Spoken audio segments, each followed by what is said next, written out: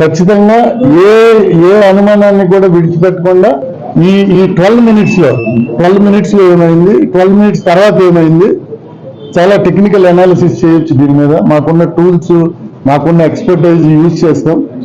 We will get all the evidence.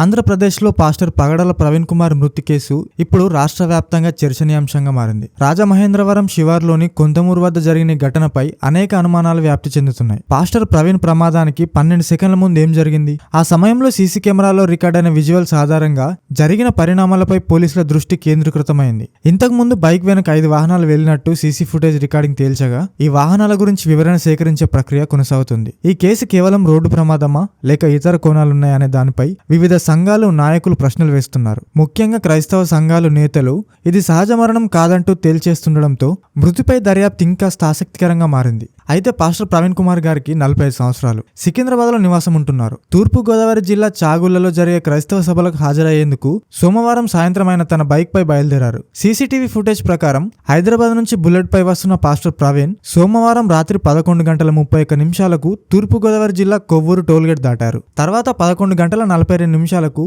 Bullet Nayara petrol bunk వద్దకు చేరుకుంది.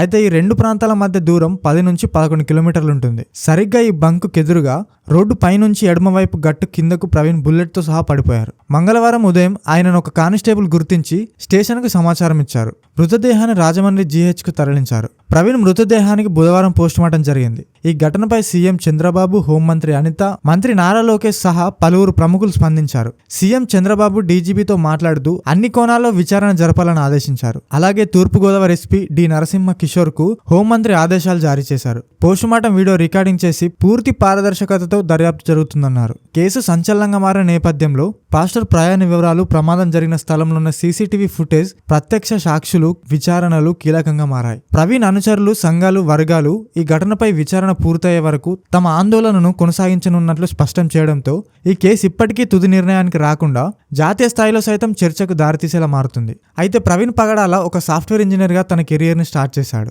హైదరాబాద్ లో జన్మించిన ప్రవీణ్ మంచి ఉద్యోగం, స్థిరమైన జీవితం ఉన్న దేవుని సేవ కోసం అంతా వదిలేశాడు.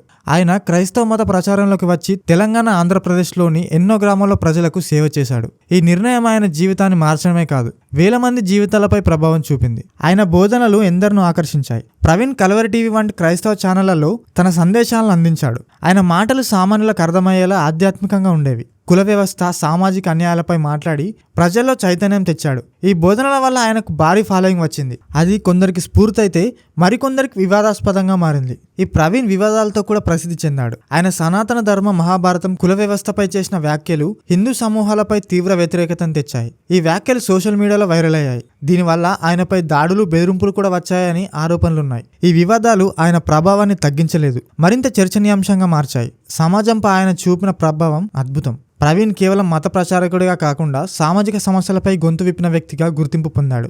దళితులు, పేదల గురించి మాట్లాడి న్యాయం కోసం పోరాడాడు. ఆయన సందేశాలు చాలా మందిని ఆలోచింపజేశాయి, సమాజంలో మార్పు తేవాలనే ఆలోచనను పెంచాయి. ఆయన వల్ల క్రైస్తవ సమాజంలో ఒక కొత్త ఉత్సాహం వచ్చిందనే చెప్పొచ్చు. ఆయన మరణం కూడా పెద్ద ప్రభావం చూపింది. మార్చి 25, 2025 రాజమండ్రి సమీపంలో జరిగిన రోడ్డు ప్రమాదంలో ప్రవీణ్ మరణించాడు. కానీ సంఘటనను చాలా మంది ప్రమాదంగా నమ్మలేదు. ఇది హత్య అనే అనుమానాలు వచ్చాయి. ఆయన మరణం తర్వాత సోషల్ మీడియాలో ఆయన గురించి చర్చలు, ప్రొటెస్టులు జరిగాయి. ఆయన లేకపోయినా ఆయన సందేశాలు, ఆలోచనలు ఇంకా ప్రజల్లో జీవించే ఉన్నాయి. మరి పగడాల ప్రవీణ్ గారి గురించి మీ అభిప్రాయం ఏంటో ఖచ్చితంగా కామెంట్ చేయండి. ఈ వీడియో మీకు నచ్చితే వీడియోని లైక్ చేసి ఇలాంటి ఇన్ఫర్మేటివ్ కంటెంట్ కోసం మన ఛానల్ని సబ్స్క్రైబ్ చేయండి.